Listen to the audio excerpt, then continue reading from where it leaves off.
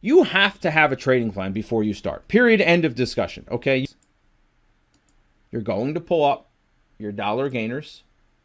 You're going to pull up your dollar losers, whatever it is that you use to scan for. I use TradeStation. I put it at the top so people will stop.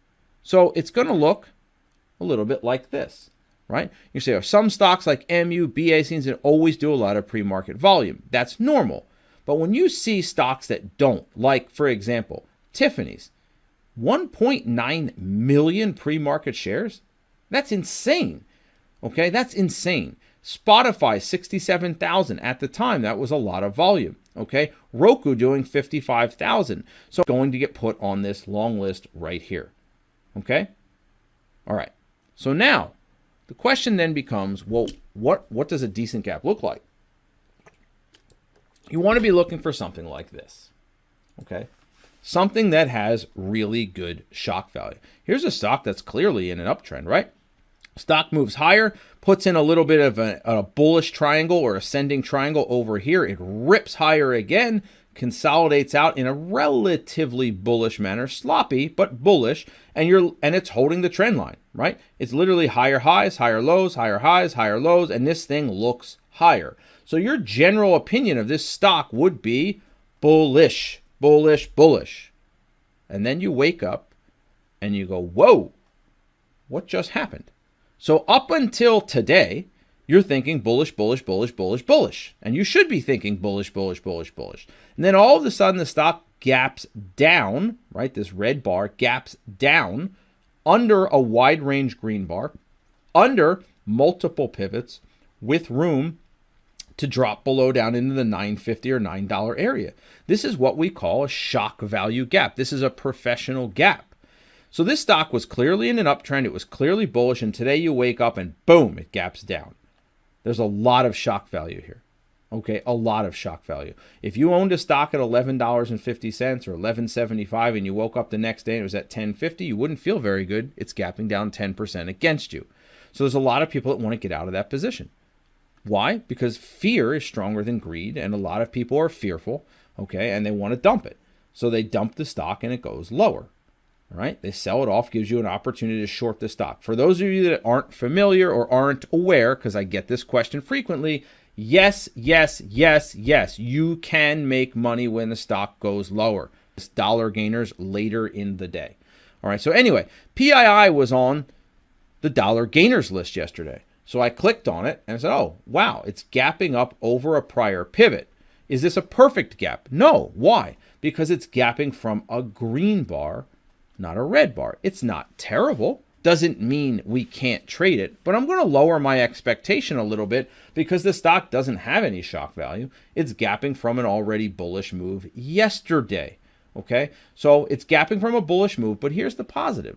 You're taking out one pivot right here. You're taking out another pivot over here. This is really good. So it's not a perfect gap. There are other gaps that are better, like the gap you just saw. But guess what? You're not going to get a perfect gap every single day. It's just not going to happen that way.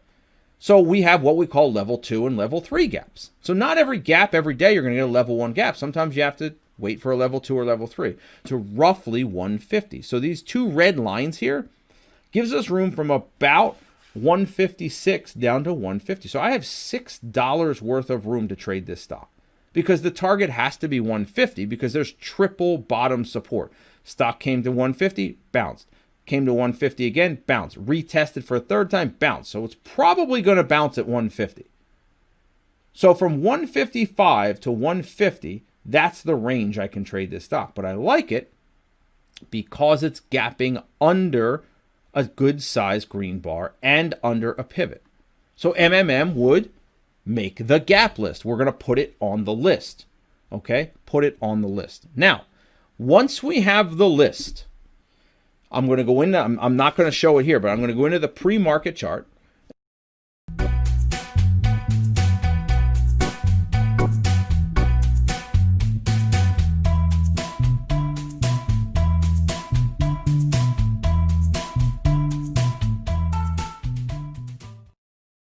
And I'm going to look at what pre-market charts look the best.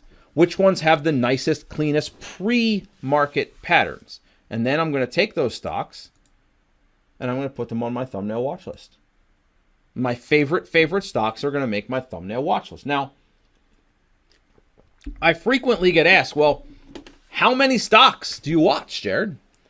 It depends on how many stocks I find, right? For me, the maximum long stocks I'll watch is 12.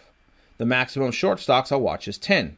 Why? I have two little slots down here on the bottom right for the market. I want to see what the market's doing as well. So I won't watch more than 12 longs or 10 shorts. Why? Because I feel like that's as many as I can reasonably watch. 22 stocks is a lot of stocks to watch.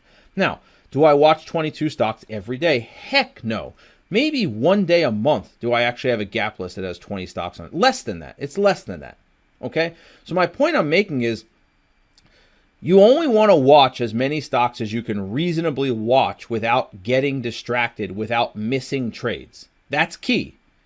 Watch as many as you can without missing the trade. Okay?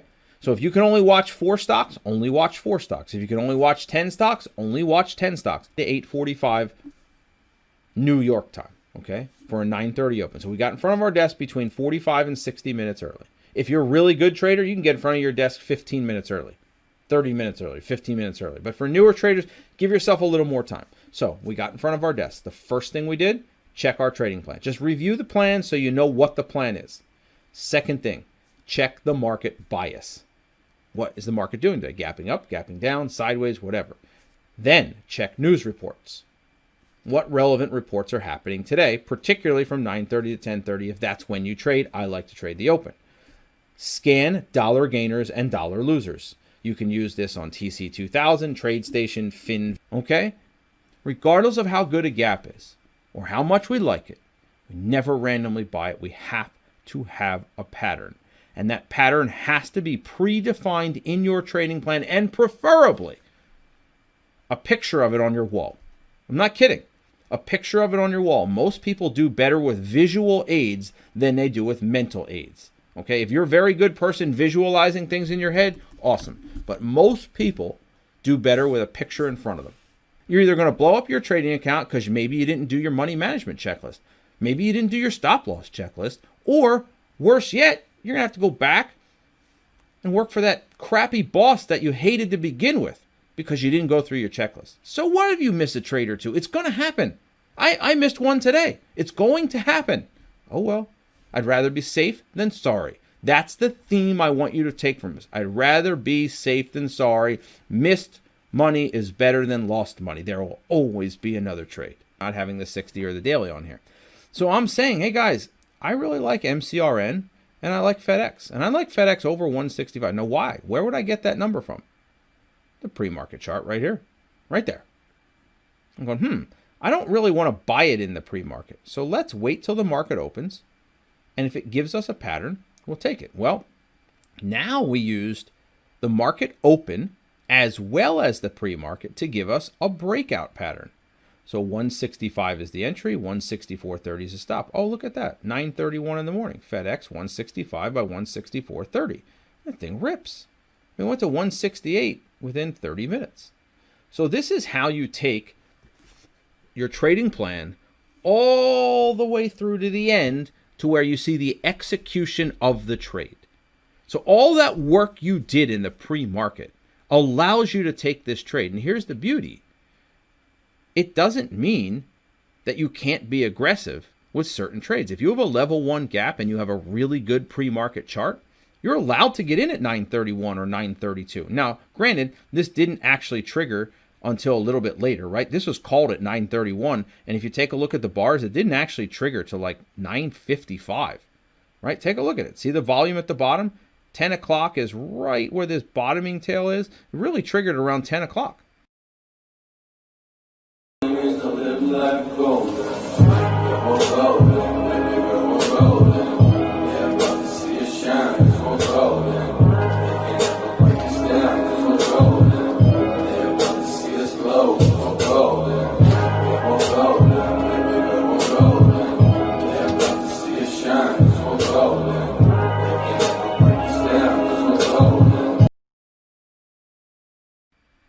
Okay, so I liked it at 9:25. I called it at 9:31, and it took almost 30 minutes before it actually triggered.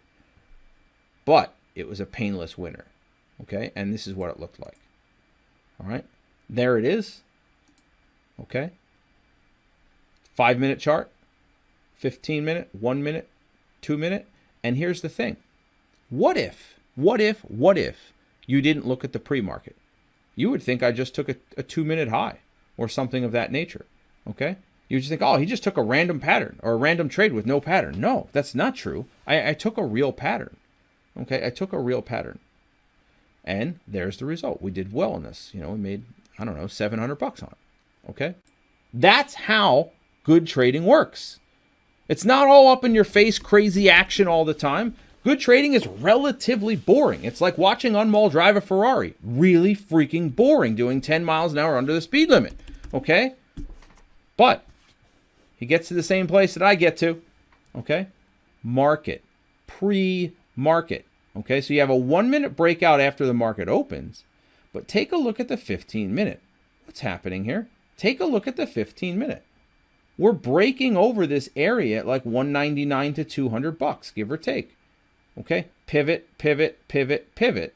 Higher low, higher low, higher low. You could argue it's a bull triangle. A very subtle one, but it's a bull triangle, an ascending triangle.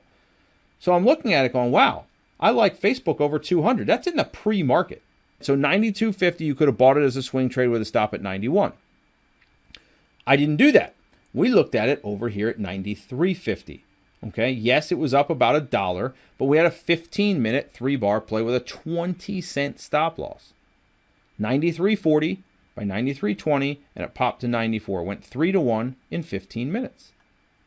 How is this possible? Because of the 60-minute chart.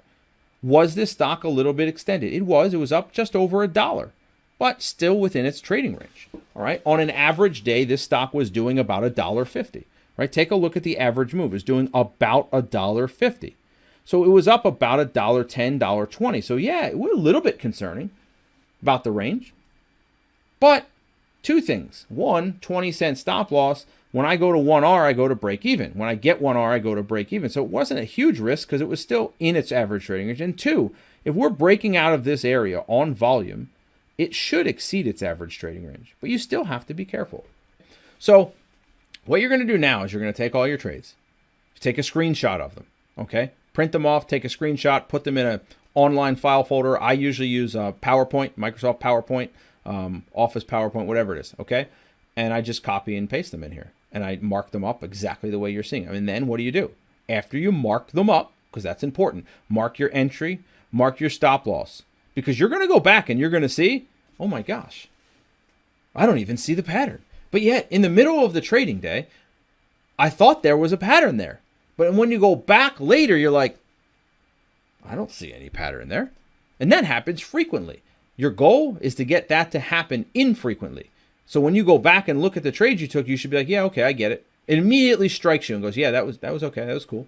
You're not going to get them all right. Maybe you'll come and find out that, I'm really good at the 2-minute time frame, but I stink at the 15-minute. Well, you have a choice. Get better at the 15, figure out why, or just stop taking 15-minute trades. Vice versa. You might be better at the 15 than the 2-minute.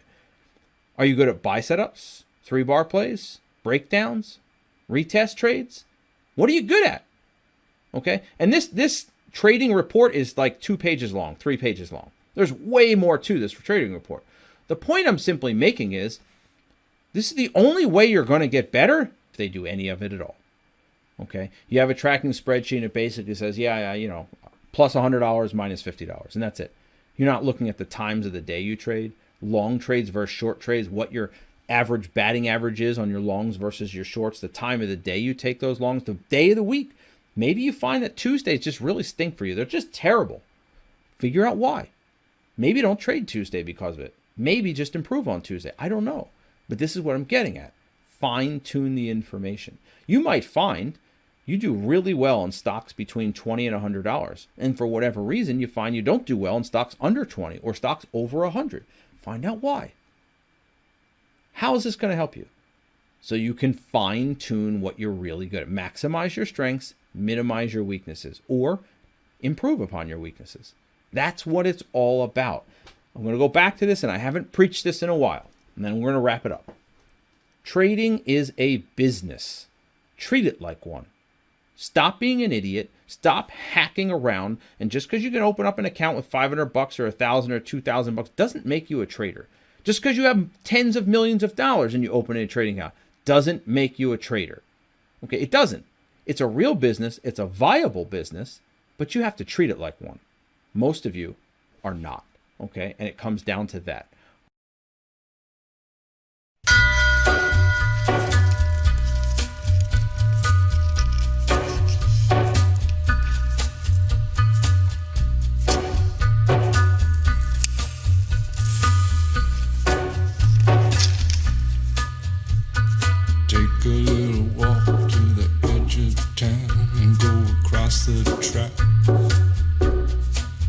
Where the viaduct looms like a bird of doom as it ships and cracks. Where secrets lie in the border fires and the humming wires. Yeah, man, you know you're never coming back. Across the square, across the bridge, past the mills, past the stacks. On a gathering storm comes a tall, handsome man in a dusty black coat with a red right hand.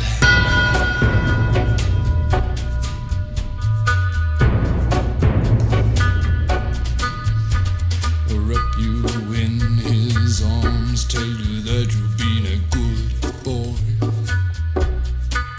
He'll rekindle all the dreams that took you a lifetime to destroy. He'll reach deep into the hole, heal your shrinking soul, but there won't be a single thing that you can do. He's a god, he's a man, he's a ghost, he's a guru. They're whispering his name through this disappearing land, but hidden in his coat is a red right hand.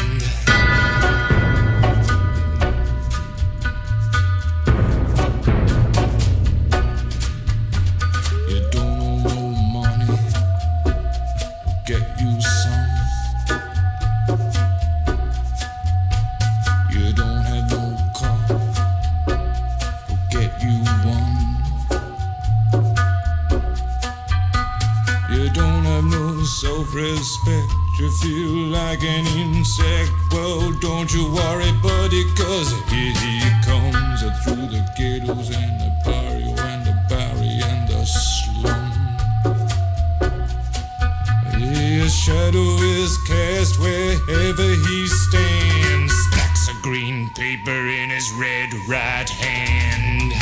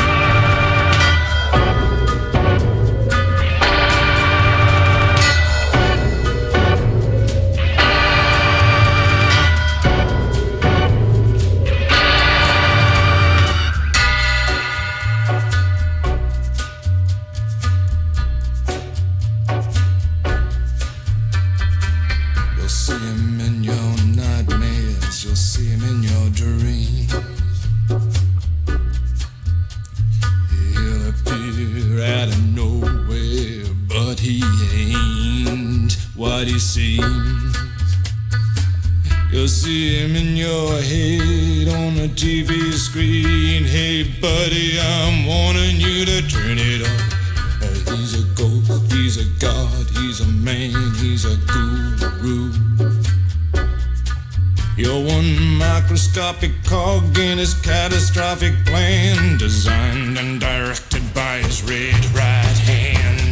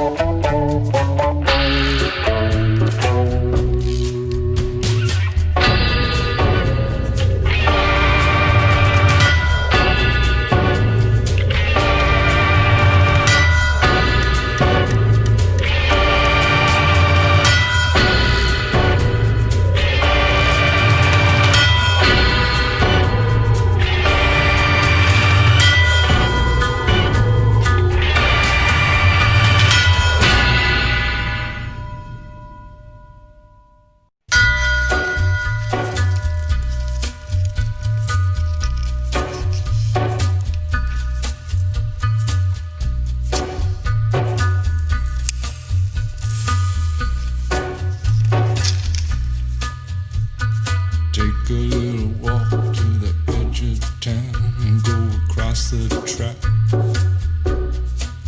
where the viaduct looms like a bird of doom as it ships and cracks, where secrets lie in the border fires and the humming wires. Yeah, man, you know you're never coming back. Across the square, across the bridge, past the mills, past the stacks.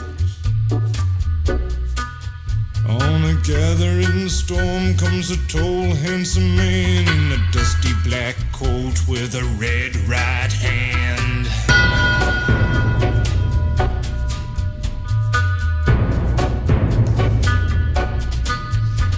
Wrap you in his arms, tell you that you've been a good boy.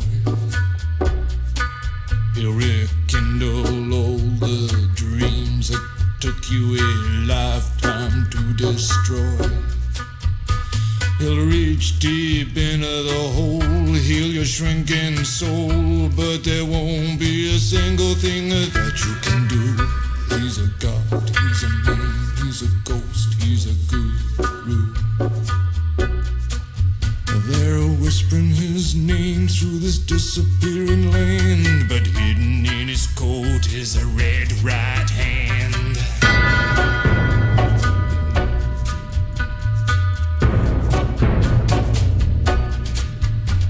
You don't owe no money, get you some.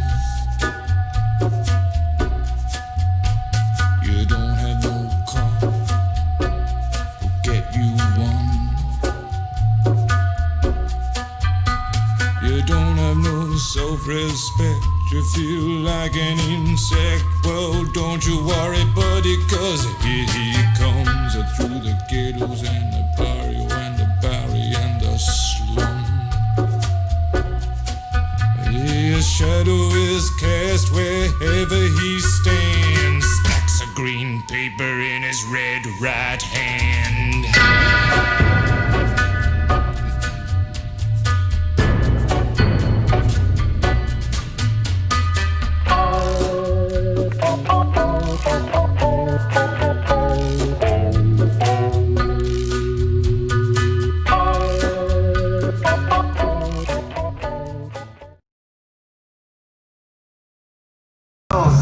Former heavyweight champion, Staffordshire, Warwickshire and Worcestershire. Hello, Billy.